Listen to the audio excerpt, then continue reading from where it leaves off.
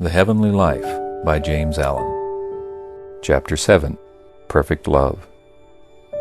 The children of light who abide in the kingdom of heaven see the universe and all that it contains as the manifestation of one law, the law of love. They see love as the molding, sustaining, protecting, and perfecting power immanent in all things animate and inanimate. To them, love is not merely and only a rule of life, it is the law of life. It is life itself. Knowing this, they order their whole life in accordance with love, not regarding their own personality. By thus practicing obedience to the highest, to the divine love, they become conscious partakers of the power of love, and so arrive at perfect freedom as masters of destiny. The universe is preserved because love is at the heart of it. Love is the only preservative power. Whilst there is hatred in the heart of man, he imagines law to be cruel, but when his heart is mellowed by compassion and love, he perceives that the law is infinite kindness. So kind is the law that it protects man against his own ignorance.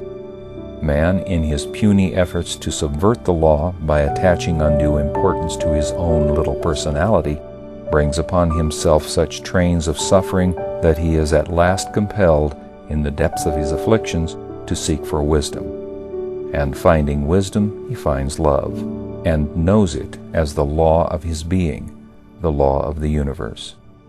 Love does not punish. Man punishes himself by his own hatred.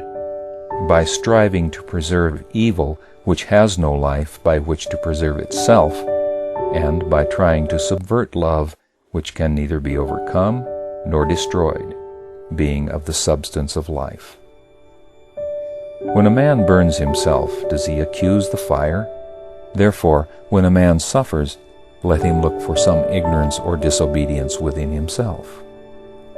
Love is perfect harmony, pure bliss, and contains therefore no element of suffering. Let a man think no thought and do no act which is not in accordance with pure love, and suffering shall no more trouble him.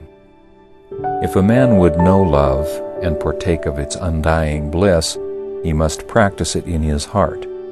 He must become love. He who always acts from the spirit of love is never deserted, is never left in a dilemma or difficulty. For love, impersonal love, is both knowledge and power.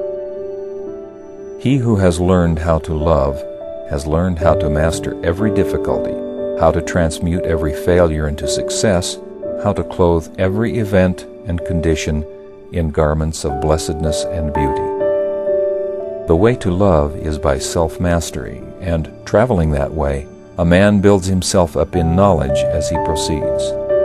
Arriving at love, he enters into full possession of body and mind by right of the divine power. Perfect love casteth out fear. To know love is to know that there is no harmful power in the whole universe.